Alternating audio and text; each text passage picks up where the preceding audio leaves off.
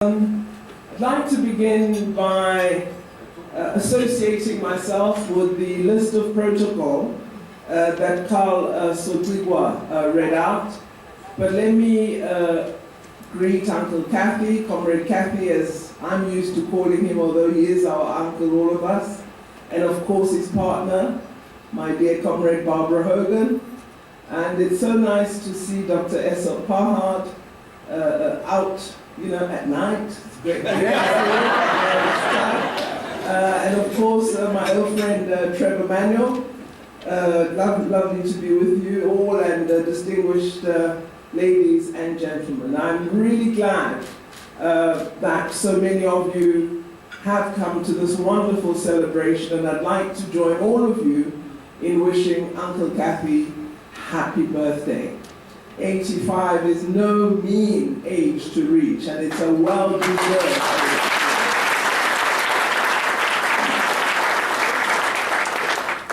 Well, I think a lot has been said about Uncle Kathy, Comrade Kathy, but I am able to speak about him from a context and position none of you can.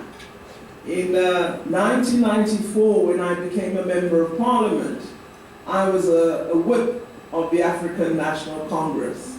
And that meant we were responsible for speakers lists, for who would speak, at what point in the debate, who would do what we call sweeping, that means responding to all the horrible people.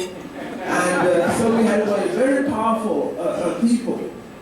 And we discovered in the course of our work that Comrade Kathrada was a formidable debater. Don't hear him speaking sweetly now. He can wipe the floor with you, should it be necessary. And he would come into a debate, particularly on the president's vote. And I think the opposition would just be so sad that actually he was allowed to speak. And what was wonderful about him was always well prepared, absolutely stuck to his time. But thirdly, unlike many ministers who gave me very serious problems, he never came to me and said, "Why did you give a minister 5 minutes?" Ministers would come and say very peculiar things like that. Comrade Kathy, who was and is one of our heroes, and who could have asked me for an hour as a whip and I would have agreed, never ever made an unreasonable demand on any of the whips in Parliament.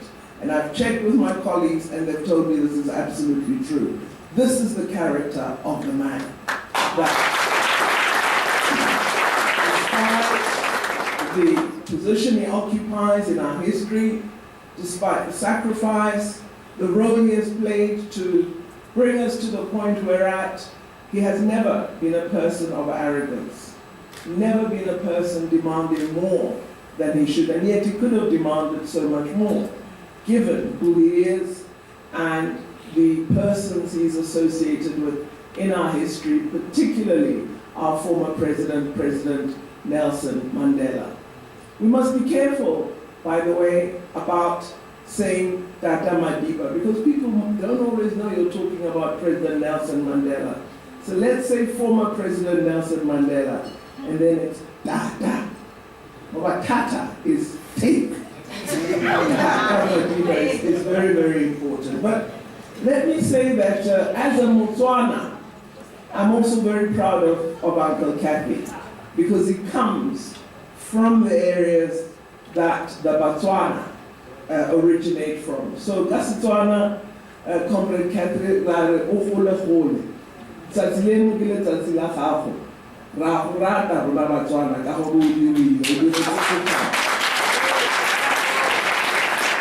are indeed, to me, I believe you're an epitome of what the ANC represents. You're a person who has committed yourself to building a true democracy in our country. You're committed to diversity.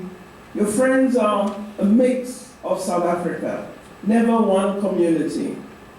Nor do you in any way turn away any person from any category of our society. You're one of the most approachable leaders I've ever come across. You are non-racial in attitude, you are non-racial in character, you are non-racial in association.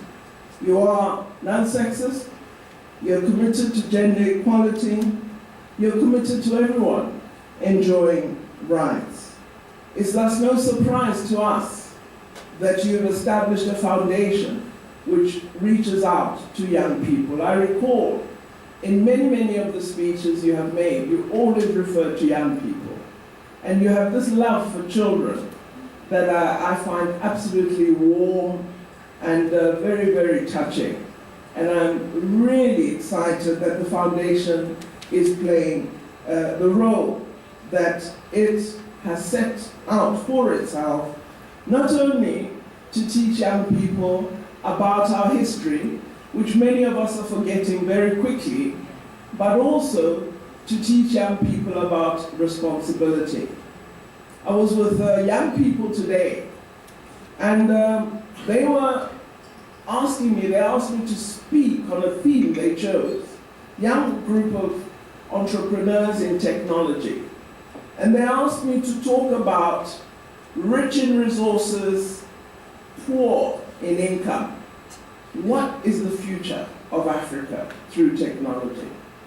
And I felt the topic conveyed a sense of despair, conveyed a lack of optimism in the potential that lies in Africa. So I attempted to inspire them by setting out some of what we're trying to do through research and development and innovation in South Africa. But I concluded my engagement with them to say that what a young person must never do is to doubt the opportunity and the potential that lies in South Africa. Because this country can be a great country. But what we need are people who can aspire, young people, inspire them to aspire to be the best.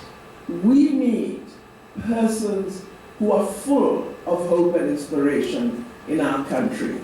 I said to them, one of the lessons I've learned in life is I run away from pessimists, because they're actually people who suffer from depression and they've not sought assistance for it. What I would like them to be is to be optimistic about their ability to make a difference in our society, in our country, as well as in Africa. If we can inspire young people in that way, I think we truly will become the great nation that you, Comrade Kathy, laid the foundation for. We thank you for that foundation. Our duty is to follow in your footsteps and ensure that we leave a legacy that you will be proud of. So happy birthday to you again, and I look forward to seeing you on your 90th birthday. Thank you very much.